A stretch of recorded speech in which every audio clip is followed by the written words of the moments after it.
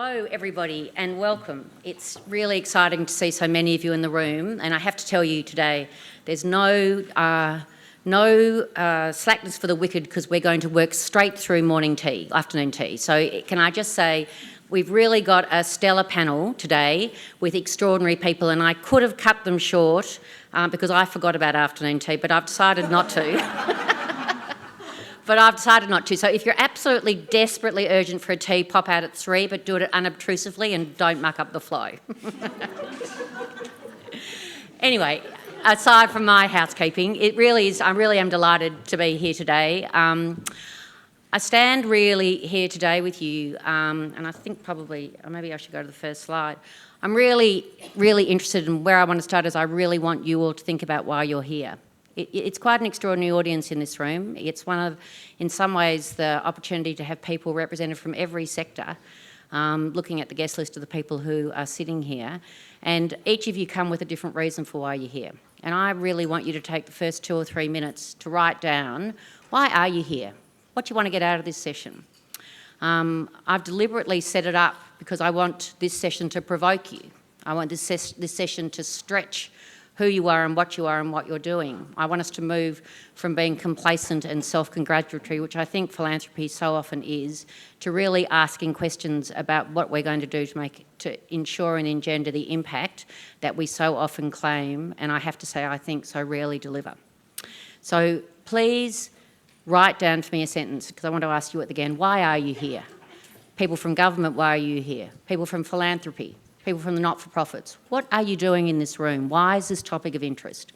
And most importantly, in terms of anything we do today, what are you going to take away with you? And how is being in this room today without afternoon tea going to make any difference to what you do when you leave the room at the end? I was going to give a bottle of wine to the best person who comes up with the best reason for what they've got out of the session, and that might still happen because I'm going to send the panellists some to say thank you in any case, but by the same token, come up with really good cogent reasons, because none of us want to waste our time. I can tell you why I'm here. So the reason I'm standing up here today is literally not as an expert.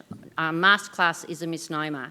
It's because for 20 years I've spent deeply thinking about this, effectively what culminated in this session. For 20 years, I've been grappling with that proposition, and I have that quote above my desk at work. For anybody that heard me, gave the masterclass at the last Philanthropy Conference, that quote's a very important quote for me because it constantly reminds me that the way we so often currently do things is not a way to ensure that we operate, as I said, as strategically or optimally as we can. So I'm here because in 2014, when I did some work at Melbourne Business School around better practice in philanthropy, and then again in 2020, that quote motivated me in those days to do well. And in 2024, the challenge in this room is really how far have we come? We've got extraordinary examples of people doing extraordinary work, and I have taken everything over 20 years into my work at the Menzies Foundation in really trying to step up to the plate to hold myself accountable for moving from what I think is pretty uninspiring practice in many regards into best practice. But it's not an easy journey, and today's the opportunity for an exploration around that, a chance to connect with people who can give us tools and insights to help us as we reimagine what working in deep collaboration for impact might look like.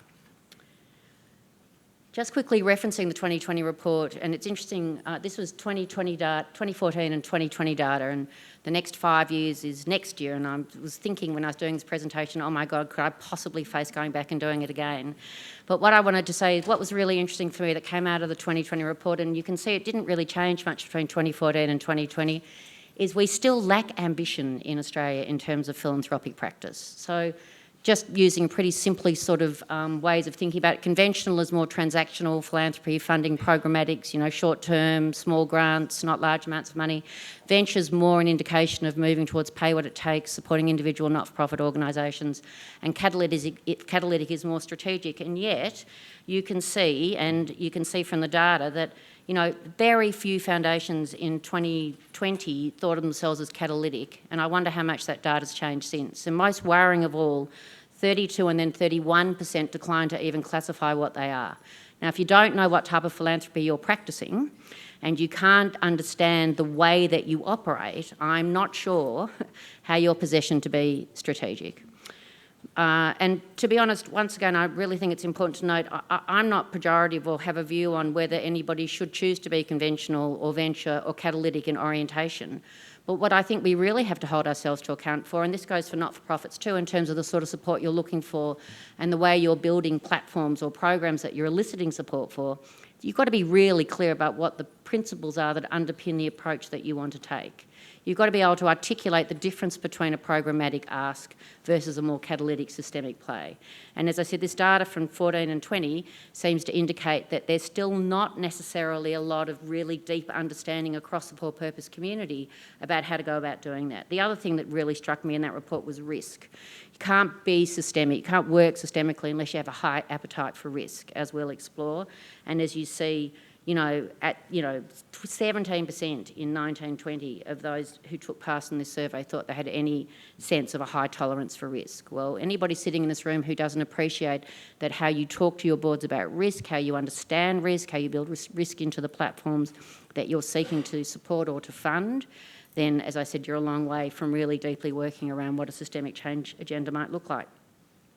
And so, as I've said, one of the first things I think I really want to think about is for you to really focus specifically in this idea of why you're here, to ask what sort of not-for-profit platforms you want to build, what sort of philanthropy do you want to practice, what are the ways that we might need to coalesce to work in new ways that uncover alternative and different ways of working that lift that propensity or that orientation towards something more catalytic, that allow for more frank conversations about a different attitude to risk.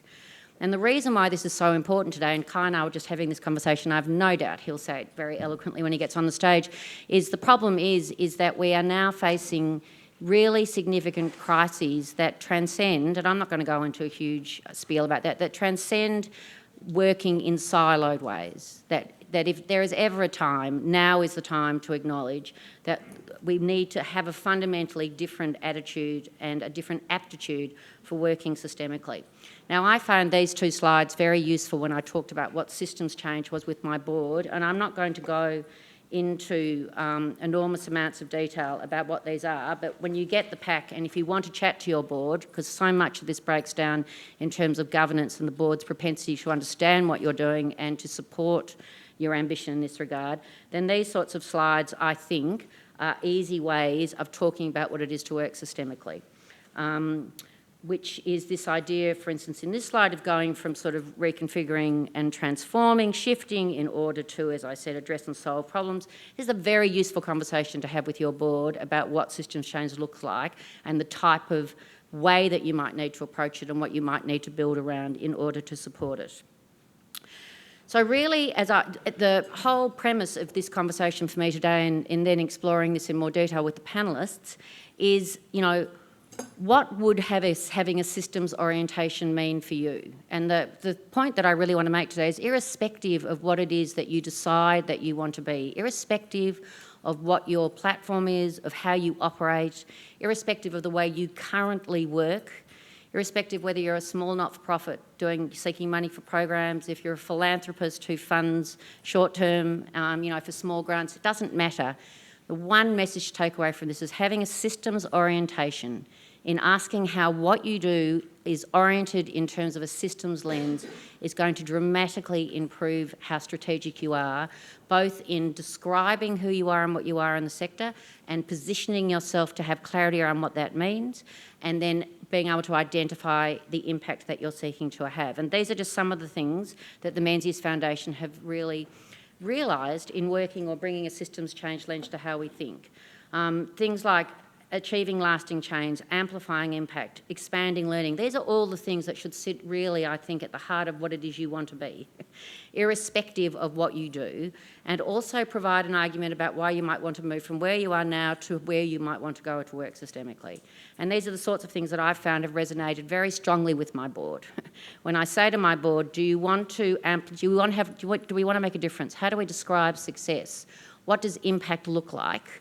I can have much deeper conversations with my board when I share those slides about what systems change is, talk about what our ambition is in that regard, and then explain this nexus between what a systems orientation around an internal lens requires, which is this articulating a clear vision, allowing us to focus on deepening stakeholder engagement, aligning organisational resources, culture of learning, evaluating impact, why these are all really important internal things that we need to manifest in order to expand our engagement circle, to align our investment goals, to talk about funder system integration, to focus on innovation and experimentation, to do all the things that we're seeking to do.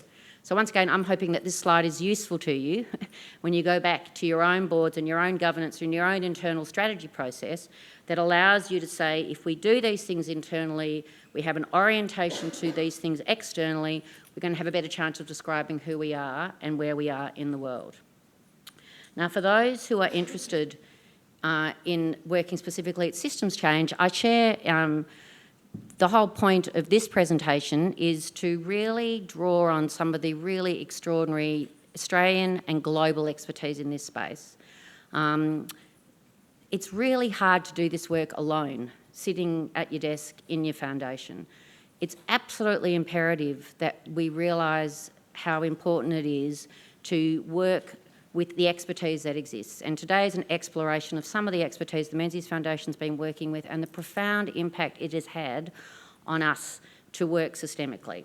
And so, as I said, in putting together this panel is to give you some insight to, I think, with some of the best thinking in the world around how to think about systems change, how to think about working in more strategic ways, and the sorts of insights that are available, the sorts of connections that are available to help you in your practice.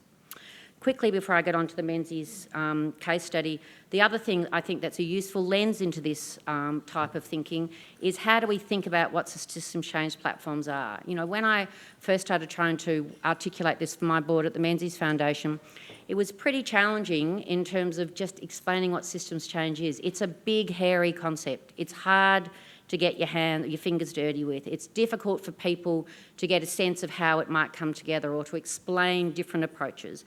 And I found this article, the Menzies Foundation's partnered with the Skoll Foundation around field building for systems change, and you'll hear from Leah later. But Skoll, Sade Business Schools, put out this, and I think it's a really useful, simple way of explaining how to think about funding systems change or building systems change platforms. And without going into too much details, because you'll get all these slides and the link to all these articles, the bottom line is, you know, there are 5 sort of basic models that I think are worth thinking about. The first is empowering change makers, the idea where you identify and support visionary leaders and social entrepreneurs who have the potential to disrupt systems, innovation and ideas. This basically, you support individuals, and you can see the Skoll Foundation is a perfect example of this. You found outstanding social entrepreneurs and you back them to the hilt. The idea is that these individuals you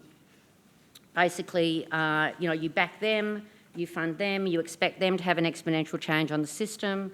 The idea is that they it's straightforward, it's an easy thing to say, we're funding people we want to support in the system, we're going to back them.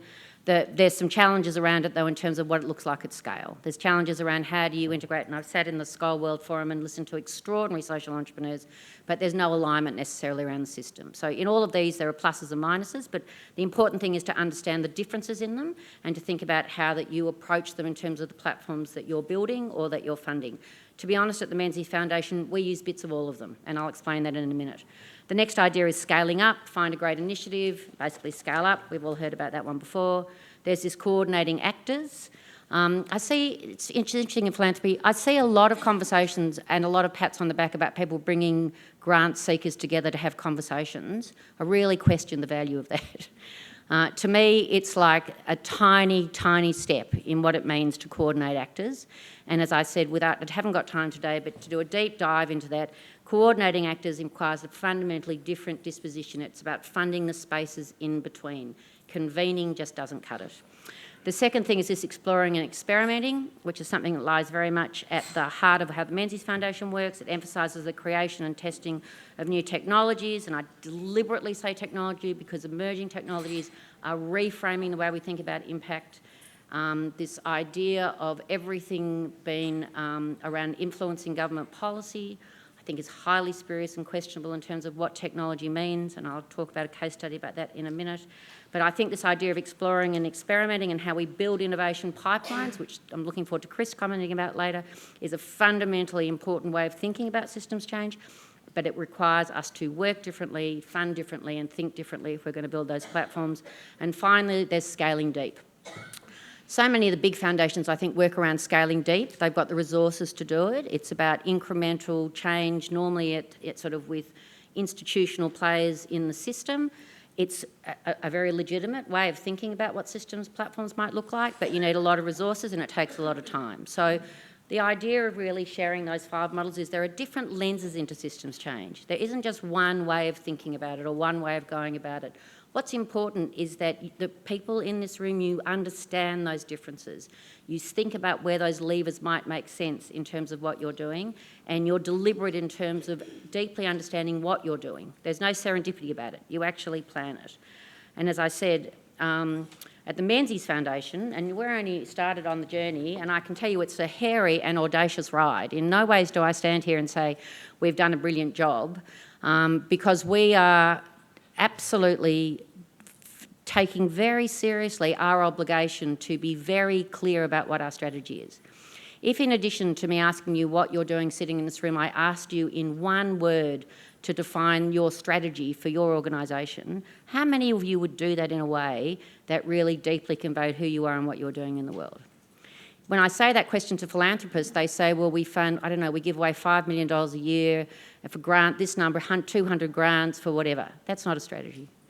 If I say it to not-for-profits, they say we deliver X number of programs at X number of things. That's not a strategy.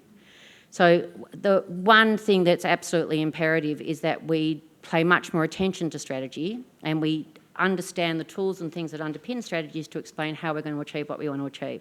And the Menzies Foundation, we took on that. We're a tiny foundation, probably with too bold an ambition, but in some ways that gives us nimbleness and flexibility.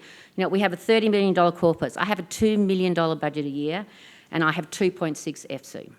And we are absolutely, our strategy, 100%, and we live it and we breathe it every day, is to amplify a global leadership movement that encourages citizens to clarify their purpose, understand their collective responsibility to each other, and to act for the greater good. And when I came to the Menzies Foundation, I had a blank sheet of paper, and I basically, over a couple of years working with my team, decided we'd do that, and then we thought, well, how the hell do we actually do it? Like, how do we hold ourselves accountable for it?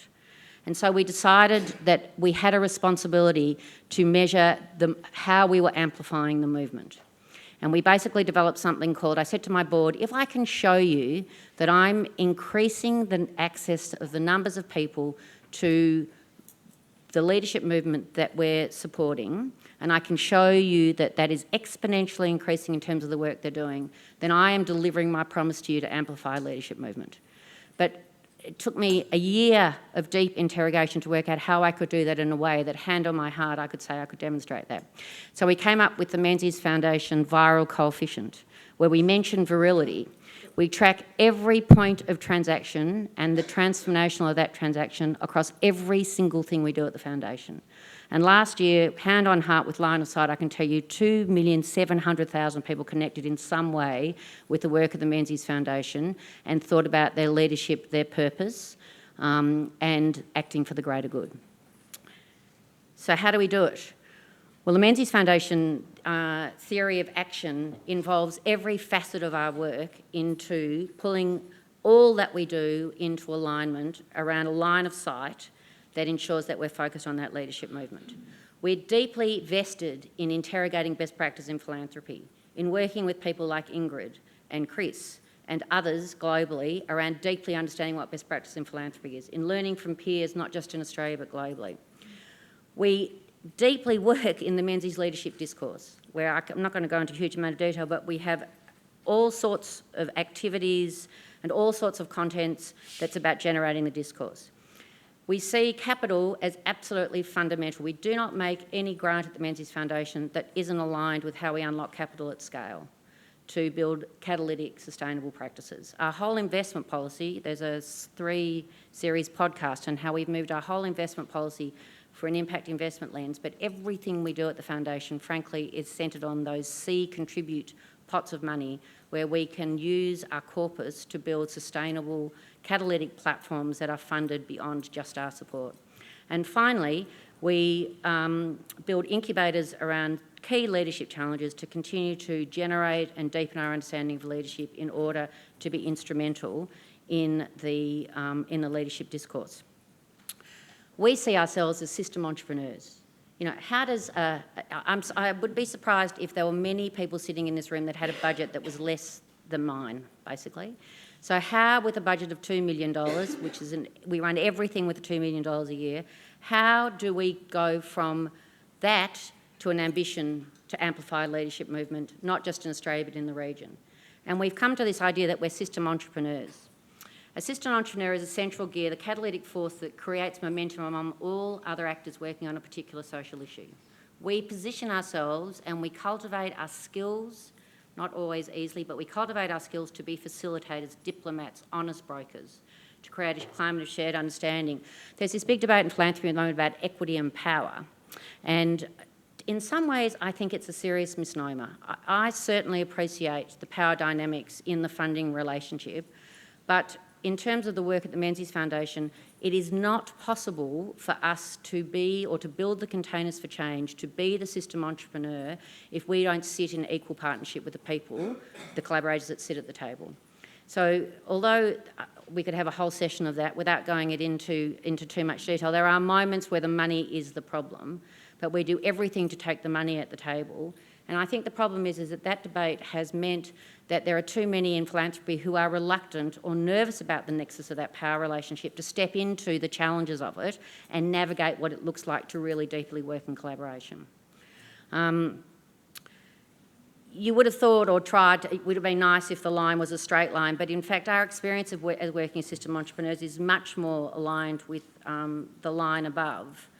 But very particularly, and in terms of our role as system entrepreneurs, we basically work to set up a network structure and framework focused on driving innovation, developing impact interventions for scalable solutions for systems change. And we do this in these ways. We're a catalyst for systems change. We build multi-sector collaborative partnerships. Because we haven't got any money, the only way we can do that is find different expertises who come with different sets of perspectives on a problem, put them in a container or a place, create enough cognitive dissonance where they don't understand each other and they often dislike each other, and then ask them to move from what they know into innovation. And it looks beautiful on that slide. We've had lots of hairy moments. But if you actually, I'm really looking forward to Chris's response to this, if you actually want to work on how you unlock innovation with scant resources and a big ambition, that's certainly we found to be a very powerful way of doing it. Everything we do is around robust strategic frameworks. We really are focused on new innovations. We use measurement and shared learning as data to continue to inform our strategy, and our whole lens is around capital at scale. For instance, I'm not profiled here, but I work with Indigenous women. If at the end of the 10 years or whatever, the Menzies Foundation works with Indigenous women in rural and remote Australia, and the minute our funding stops, whatever we've built for those women falls over, we will have failed dismally. And so any sense of what we're doing has to be around what the catalytic capital play is in that. And I can tell you the Australian market is too small to do that in a way it's sustainable, so it involves how we work in ASEAN.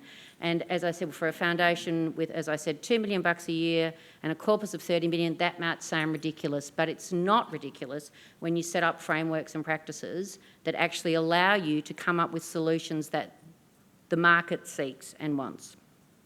So this is basically what our system approach is. We identify a challenge, we build a multi-sector incubator to respond to the challenge, we explore acupuncture points and levers in the change, we incubate, develop, intervene, sense make, incubate, develop, intervene, and then when we've got something that looks like it's got some legs, we unlock capital and resources for opportunities at scale. And I've got 2 examples to share with you today. For the last 5 years, we've been working on leadership in schools. We basically describe the platform in terms of identifying the challenge, working deeply to understand the systems context, focusing on how we unpack leadership innovation to develop a scalable intervention. The sort of premise that we set it up on was a multi-sector incubator, leveraging the best of corporate thinking about leadership aligned with schools, which had some very hairy... My favourite quote ever was Jess Start saying this was the most dysfunctional project plan that she'd ever seen, and the most dysfunctional team she'd ever seen. I take that as a badge of honour. When evaluation's another story altogether. Resources and capital, and then market system adoption. And this is what we built. So we basically started with, as I said, I put Egon Zender's best leadership consultant in the room with John Hattie's best protege. John Hattie is a globally renowned academic who's done an extraordinary meta-analysis, which is sort of quoted world over, that says the single biggest change to improve student learning outcomes is something called collective efficacy. And Kerry had done a PhD with John, and I put Kerry and Angela into a room together, and they had a conversation where neither understood a single word the other said, not one word. But the spark was lit in terms of thinking that maybe there was something that sat in between those conversations that could change the way school leadership was thought about in this country, which is more siloed and manifestly unsuccessful, if I can say, in this room, and the way that leadership was taught and other things. And what's emerged from that work is that basically we discovered three things. We discovered that the school system thought collective efficacy was a project, not a strategy, that strategic planning in the school system was completely unwieldy and lacking in strategic focus, that, believe it or not, school principals against a skills matrix, school principals more often than not were promoted because they were fabulous teachers, and when you looked at a skills matrix, it was like a patchwork quilt where the sort of fundamental formation of skills that you got in moving in leadership, for instance, in corporate Australia, which was an accredited pathway, in the school system, you could have a school leader leading multi-million-dollar businesses that had 6 deep black holes in their leadership, in their skills things. So you'd have school leaders who'd never learnt about how to do a change process, for example. School leaders who'd never been exposed to a whole range of different leadership things, and yet you're asking them to run businesses, as I said, and to bring all of that attribute and things like that without any of the support to do it. Long story short, we built a fellowship program, so we always put lived experience at the centre of our incubators. We've worked with 15 extraordinary teachers, we've worked with 25 amazing schools, and we're next year about to launch a global platform in partnership with a Silicon Valley startup that completely reframes the way to build collaborative capacity in schools. We see that the Australian school system has over 1,500 leadership programs at the moment, all delivered in the same way and all not meeting the needs of principals. This is hugely high risk. It might not work, but everything that we've done to date, the leaders we've worked with, the pilots that we're running, suggests that this potentially is a game changer in terms of changing the way schools build their collaborative capacity in their schools. And as I said, rather than doing it by funding another leadership program, which all our work suggests is not the answer, we've invested, we started using grants with this Silicon Valley startup to build vertical for schools. Because of our work, those things have now coalesced, and we've just taken an equity position in the startup as a way of informing strategically the priority it puts on launching this model globally. So there's, once again, not necessarily what you might expect, not necessarily where you work, but as I said, if this product is any good, and as I said, our collaboration team thinks it has enormous potential, the market will tell us whether or not people want to use it, and if it is, whether it makes a difference in how schools are managed. And I just put that as an alternative way of thinking about it. In terms of our viral coefficient, we had over 500,000 people across Australia who connected into our work with schools in 2023 alone.